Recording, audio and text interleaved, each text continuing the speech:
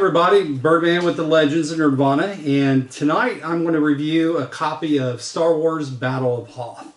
Now I have done a couple of games for a solo series, but this game is straight up two-player, 2 to 4 actually, but best at 2. But I just wanted to get this put up because it's such an incredible game. So before I get started, make sure you hit that follow and like button down below so that you can follow the Legends of Nirvana and see what we got coming out, what we think about games in general, and of course, always welcome to any feedback or any comments that you may have. So to start, Star Wars Battle of Hoth is a 2025 release. Overall Board Game Geek rating is 1,396. Individual rated at 8.1. Again, placed 2 to 4. I've not played at 4-player. I've only played at 2. I can't imagine this being more fun than 2-player. So I don't want to knock it at 4. I haven't tried it, but 2-player is so good. Plays in about 30 minutes for ages 8 and up. I think that's pretty accurate because based off of the card play is pretty simple. Designed by Richard Borg and Adrian Martineau, I believe you pronounce it that way. Art by Ben Carey, Christophe Duhas, Tony Foddy, and Clement Mason. Published by Days of Wonder. Now the MSRP is $59.99. Most of the websites that I found are selling it for $59.99. There's only one website that I found that was selling it any cheaper. One that I'm not familiar with is Black Panther Cards, selling it at $44.98. Don't know where they're located.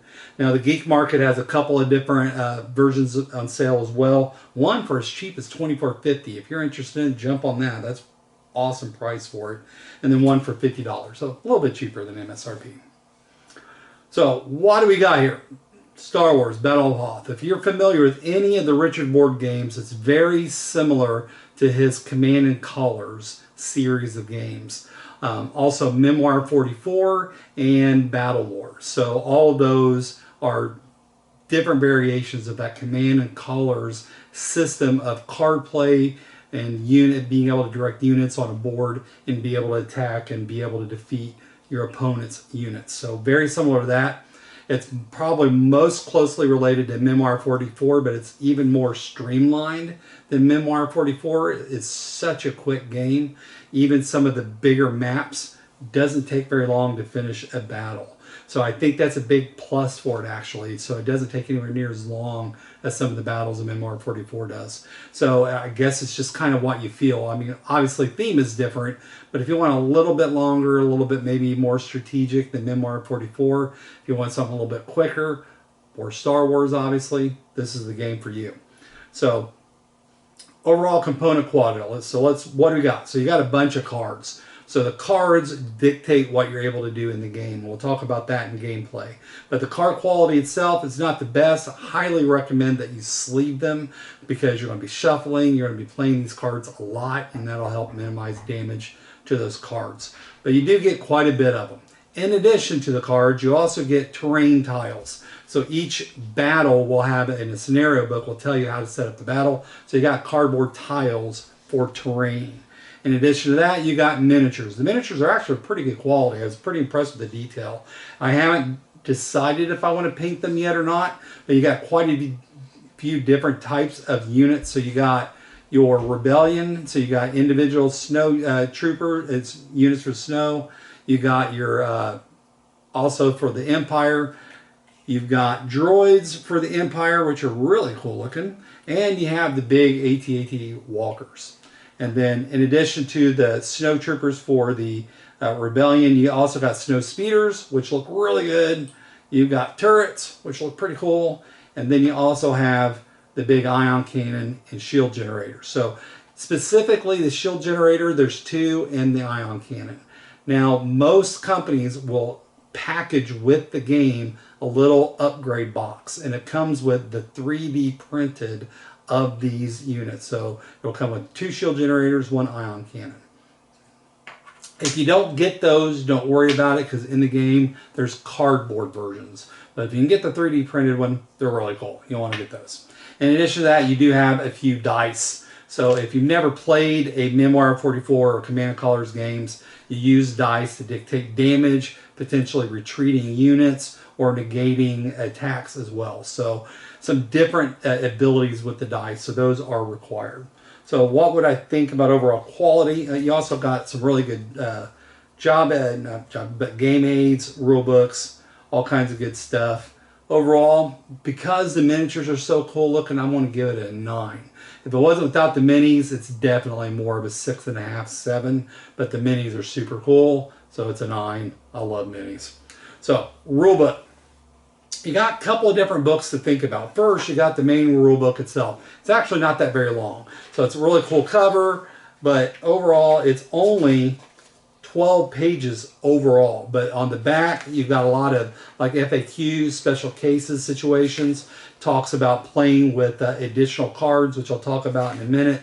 But the actual rule book itself is really only 7 pages minus the cover, so I'll call it 6 at most. So pretty simple, pretty easy to read, lots of pictures showing different examples when it's talking about specifics. Awesome rule book, love it. It's also got a scenario book, so like all of the Command & Colors games, you have a map to tell you what terrain and what units and where they go. Also some additional information, specifically how many cards you start with, what the overall objective for that particular scenario is, as well as what you need to do to win the game.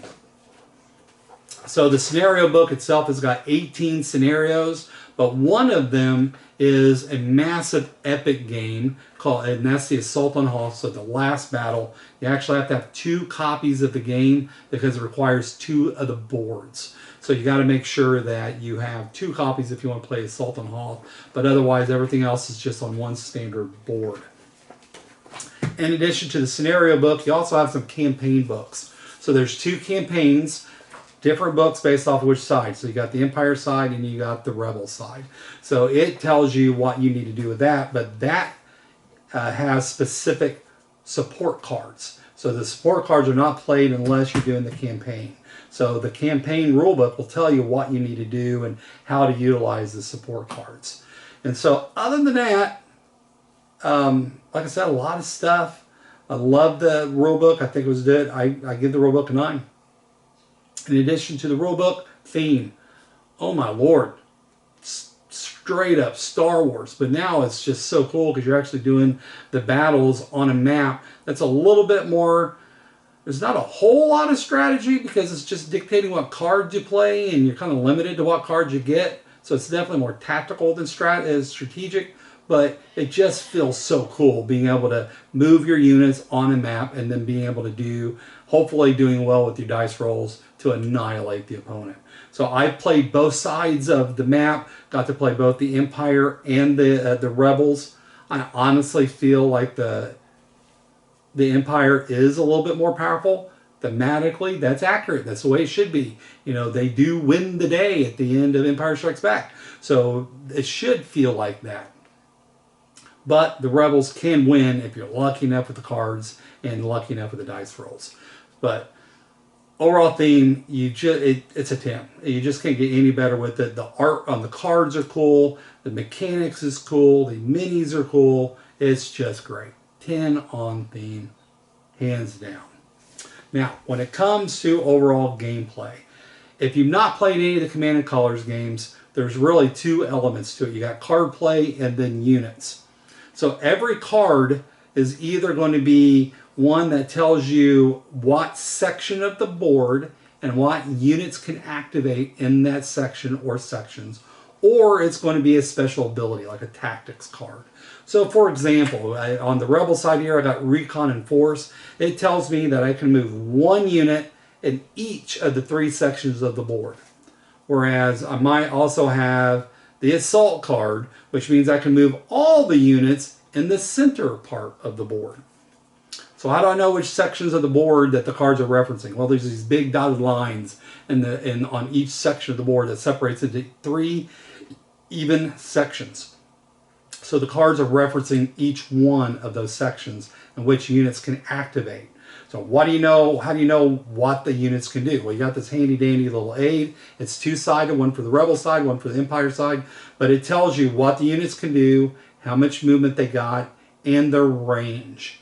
So range is very important. So it tells you how far away they can shoot, and based off that, how many dice do you get to roll to determine damage if you're lucky enough to get damage. Generally speaking, most of the units, the further away, the less dice you get to roll, which thematically makes sense. It's harder to hit. So if you're super close, adjacent, you can roll some of these up to 3 or 4 dice, whereas if they're 3 spaces away, it might be down to 1 dice. Each unit's a little different. So how you move your units and how you get within range, dictated by the cards, but strategically you want to be able to get them within range to best strategize so that you can deal the most damage possible and take them out. And usually most of the scenarios tells you how many medals you have to win.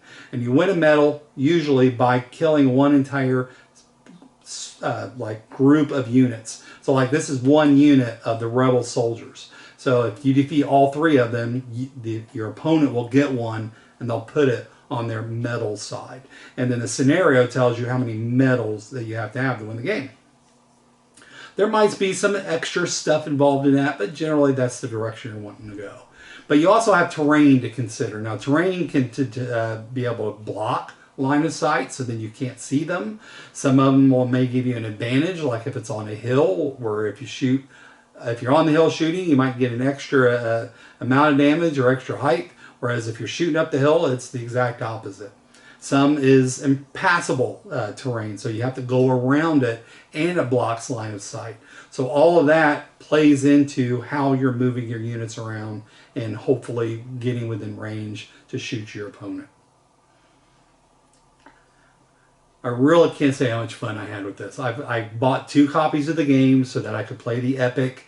I've had so much fun with it. There's that I went and investigated a little bit, and the Days of Wonder site has got an editor tool where you can make your own battles. So you can dictate what units are where, what section of the board, if you want to do the epic size or just the normal size, and then all of that stuff. Super awesome.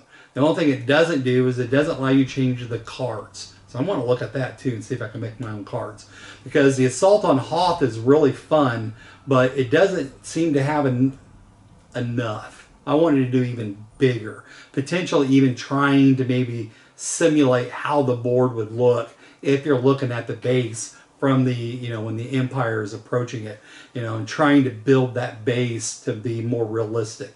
So I've been looking into that. So hopefully I can come up with something. If I do, I'll come back and I'll add something to this video to show you what I've done. But just the fact that you could create your own scenarios is even better. So there's near limitless fun, and hopefully people will start, maybe posting those different scenarios so that then you can see them and play them yourself with you and your friends. So overall gameplay, 10 out of 10, super fun. Every battle I played, progressively gets a little bit more difficult, but it's just so much fun. And that's just with the base. You can also get leader cards that you can add into this. Each section has 3 different leaders that you can get. So on the Rebel side, you got Darth Vader. It's just 3 cards you can add to your deck. And both people have to agree to play with leaders. But if you both do, you get to pick a leader. You got Darth Vader, you've got Maximilian Veers, and then you've also got Firmus Pyatt. And then for the Rebel side, you got Leia, Han, and Luke. So super fun, very thematic with the cards, with the leader cards, adding that little bit of extra to your specific deck to make it a little unique. So 10 out of 10, super fun. What did you think? If you have not got to play this, I cannot recommend this enough. You need to go buy it and then play it. But if you did get to play it, what did you think of it? Have you created your own scenarios? If so, please post a link to those so that I can try them out. I would have a blast doing it. Thanks a lot. Play this game. Play this game. Bye.